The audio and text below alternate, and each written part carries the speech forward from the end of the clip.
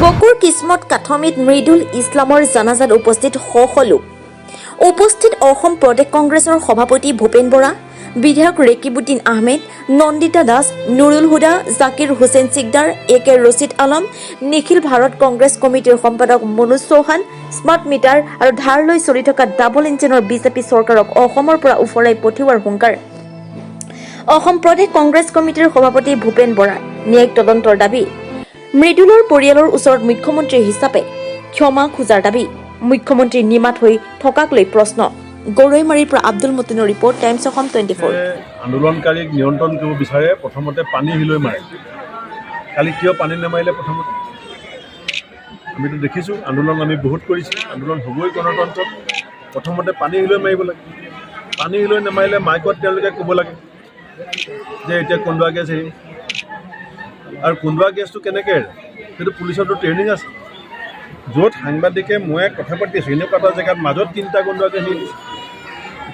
কন্দুৱা গেছটোতো মানুহক ছত্ৰভংগ দিয়াবৰ কাৰণেহে ব্যৱহাৰ কৰে, মানুহক মাৰিবৰ কাৰণে ব্যৱহাৰ কৰিছে।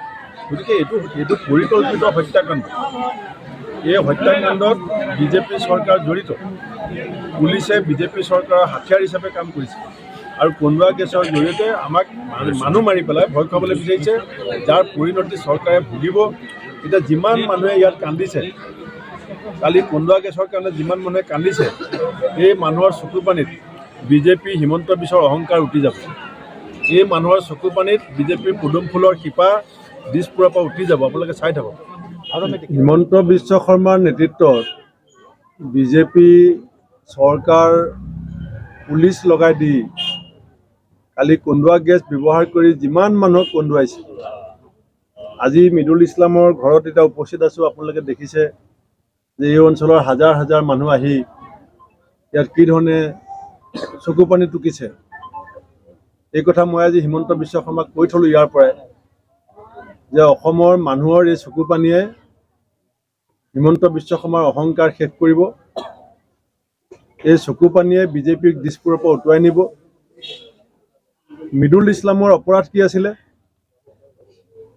মৃদুল ইছলামৰ অপৰাধ আছিলে যে গোটেই ভাৰতবৰ্ষত 72 লাখ স্মাৰ্ট মিটাৰ লগাইছে। তাৰে 32% স্মাৰ্ট মিটাৰ অসমত ব্যৱহাৰ কৰা হৈছে। 23,70,000 পৰিয়ালৰ ঘৰত জবৰদস্তি প্ৰিপেইড স্মাৰ্ট মিটাৰ লগাই সাধাৰণ দুখীয়া নিচিলা খাটি খোৱা মানুহখিনিক যিধৰণে শোষণ কৰা হৈছে। চৰকাৰৰ নিৰ্দেশ আছে যে গ্ৰামাঞ্চলত স্মাৰ্ট মিটাৰ ব্যৱহাৰ কৰিব নালাগে, কিন্তু হিমন্ত বিশ্ব শৰ্মাই কাৰো কথা নুশুনে। চৰকাৰ চলাবলৈ তেওঁ ডাবল ইঞ্জিন চৰকাৰ বুলি কৈ পইচা গোটাব নোৱাৰে, ধাৰ লৈ চৰকাৰ চলাইছে। এতিয়া গাঁৱত বসবাস কৰা সৰ্বসাধাৰণ মানুহক শোষণ কৰিবৰ কাৰণে স্মাৰ্ট মিটাৰক এটা হাথিয়াৰ হিচাপে ব্যৱহাৰ কৰাৰ যিটো বিজেপিৰ ষড়যন্ত্ৰ, তাৰ বিৰুদ্ধে প্ৰতিবাদ কৰিবলৈ যাওঁতে একে জেগাতে 3টা কন্দুৱা গেছ একে সময়তে দিয়াৰ কাৰণে মই নিজেও, আমাৰ কেইবাজনো সাংবাদিক বন্ধু তাত অত্যন্তভাৱে আক্ৰান্ত হৈছিলে। আৰু মৃদুল ইছলাম আক্ৰান্ত হোৱাৰ পিছত হস্পিটেললৈ যোৱাৰ পথত মৃত্যু হৈছে। আজি চৰকাৰে বিভিন্ন ধৰণৰ মিছা কথা কৈ আছে যে আন্দোলনৰ কাৰণে পাৰ্মিশ্যন লোৱা নাছিলে।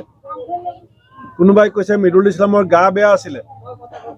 এটা টিভি চেনেলত মৃদুল ইছলামৰ শেষৰ যিটো আন্দোলনৰ মুহূৰ্ত প্ৰকাশ পাইছে। গা বেয়া থকা মানুহে কংগ্ৰেছ জিন্দাবাদ, স্মাৰ্ট মিটাৰ নালাগে, ইমান জোৰছে শ্লোগান দিব পাৰে নেকি?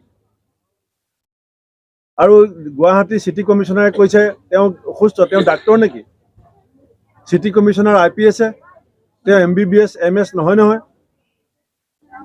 এই যিটো গণতান্ত্ৰিকভাৱে হোৱা আন্দোলনক মুখিমূৰ কৰি আমাক ভয় খুৱাবলৈ চেষ্টা কৰিছে, এইটো মই হিমন্ত বিশ্ব শৰ্মাক আজি এই মৃতকৰ পৰিয়ালৰ চোতালৰ পৰা কৈ দিছোঁ, এইটো ভয় খুৱাবলৈ চেষ্টা কৰি লাভ নাই। যিমানে আপোনালোকৰ গতিৰোধ শক্তিশালী হ'ব, সিমানে আমাৰ গতি দুৰ্বাৰ হ'ব। অতি শীঘ্ৰে মৃদুল ইছলামৰ মৃত্যুৰ ন্যায়িক তদন্ত আমি দাবী কৰিছোঁ। যদি ন্যায়িক তদন্ত নিদিয়ে, আমি কালিলৈ জনতা ভৱন ঘেৰাও কৰিম। কালিলৈ কৈছে গুৱাহাটীত 5 জনতকৈ বেছি মানুহ গোট খাব নোৱাৰিব। পুলিচক কিমান গুলি আছে, কিমান লাঠি আছে গোটাই লওক। হয় ন্যায়িক তদন্ত ঘোষণা কৰক, নহ'লে কালিলৈ তীব্ৰ গণতান্ত্ৰিক আন্দোলন জনতা ভৱনৰ সন্মুখত আমি কৰিম। পৰিস্থিতি যিয়ে নহওক, অসমীয়া মানুহৰ জীৱনক লৈ হেতালি খেলিবলৈ দিয়া নহ'ব। চৰকাৰৰ দাদাগিৰি নচলিব, গুণ্ডাগিৰি নচলিব।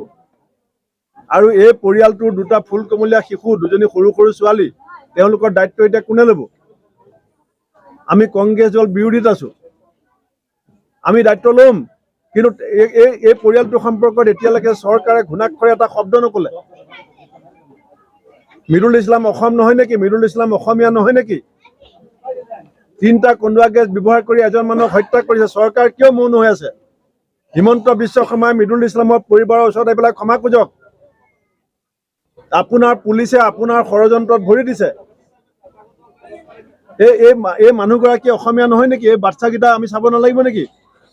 মানৱতাৰ বধ্যভূমি নেকি অসম? মানৱতাক ধ্বংস কৰিব বিচৰা হৈছে নেকি? আমি ন্যায়িক তদন্ত বিচাৰিছোঁ, পৰিয়ালৰ নিৰাপত্তা সুনিশ্চিত হোৱাটো বিচাৰিছোঁ। আৰু যদি ন্যায়িক তদন্ত অতি শীঘ্ৰে ঘোষণা নকৰে, আমি ব্যাপক তীব্ৰ শক্তিশালী গণ আন্দোলন জনতা ভৱনৰ সন্মুখত কৰিম।